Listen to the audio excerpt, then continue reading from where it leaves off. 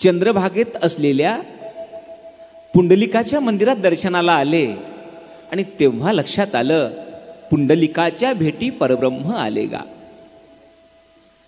का आले? तर पुंडलिकाने आई वडिलांची सेवा केली. आपणही सुद्धा आई वडिलांची सेवा केली पाहिजे. म्हणून पंढरपूरहून परत निघाले, गावी आले आणि आपल्या शिवणकाम करून आपल्या आई वडिलांची सेवा करायला लागले. तशी घरची परिस्थिती फार बेताची. महाराज ग्रामगीता ग्रंथात लिहितात, लहान ऐशा गावा माझी, मागासलेल्या जनसमाजी, उपासाची लाभे रोजी ऐशा ठाई जन्मलो. घरी दारिद्र्याचे वरदान, परिभाव भक्तिशी नशेवाण, ऐकीत सुसंस्काराचे गाणं, शोषित कष्ट वाढलो.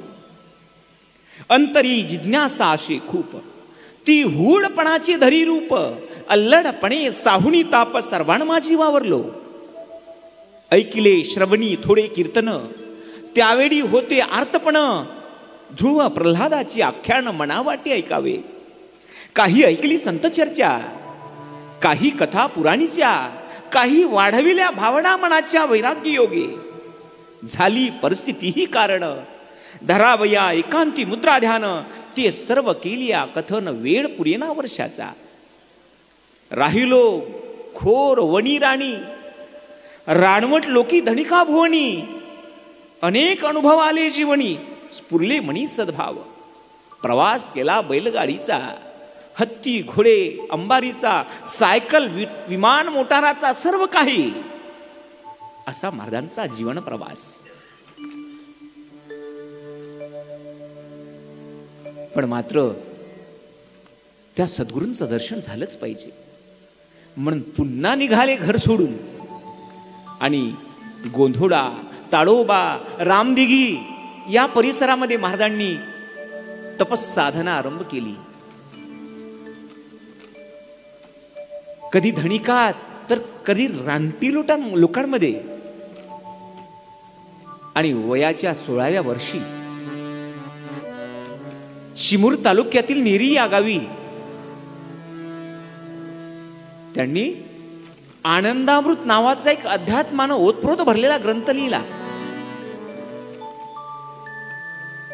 तेव्हा महाराजांचं वय 16 वर्षाचं.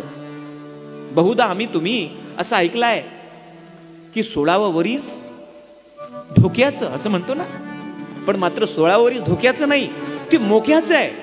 की ज्या 16व्या वर्षी छत्रपती शिवरायांनी रायरेश्वरावर हिंदवी स्वराज्याची प्रतिज्ञा घेतली, ज्या 16व्या वर्षी माऊली ज्ञानोबारायांनी ज्ञानेश्वरी सारखा महान ग्रंथ लिहिला, ज्या 16व्या वर्षी शुकाचार्य महाराजांनी राजा परीक्षिताला श्रीमद भागवत सांगितलं, आणि याच 16व्या वर्षी बाल माणिकनं आनंदामृत नावाचा ग्रंथ लिहिला. तपस्साधना पूर्ण झाली आणि आई वडिलांनी परत माणिकला गावी आणलं असं म्हटलं जाते. त्या परिसरात जिथं कुठं राहायचे तिकडे देवबाबा म्हणून ते प्रसिद्ध झाले होते.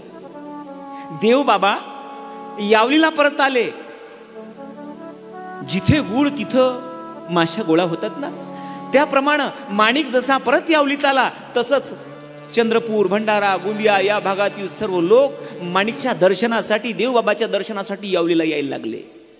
आणि 1935 साली याच माणिक देवबाबांनी सालवर्डी या ठिकाणी न भूतो न भविष्यती असा महान यज्ञ त्या ठिकाणी आरंभ केला. 1100 लोक फक्त पाणी आणायला होते पखालीनं, 5000 लोक फक्त पंक्ती वाढायला होते आणि 70 हजाराची एक एक जेवणाची पंगत बसायची. हा महायज्ञ पेटवण्यासाठी धामणगाव देवचे मुंसाजी महाराज त्यांनी यज्ञ पेटवला. आणि संपूर्ण भारतभर ही वार्ता गेली, कौन ऐसा बाबा है जिसने अद्भुत महायज्ञ आरंभ किया है. आणि हीच बातमी पूज्य महात्मा गांधींच्या कानावर गेली आणि महात्मा गांधीजींनी यज्ञ संपल्यानंतर महाराजांना पत्र लिहिलं की तुम्ही सेवाग्राम आश्रमला भेट देण्यासाठी या.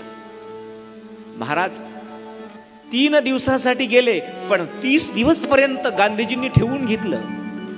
गांधीजी दर शुक्रवारला मौन धारण करायचे, त्या दिवशी कोणाशी काही न बोलायचे.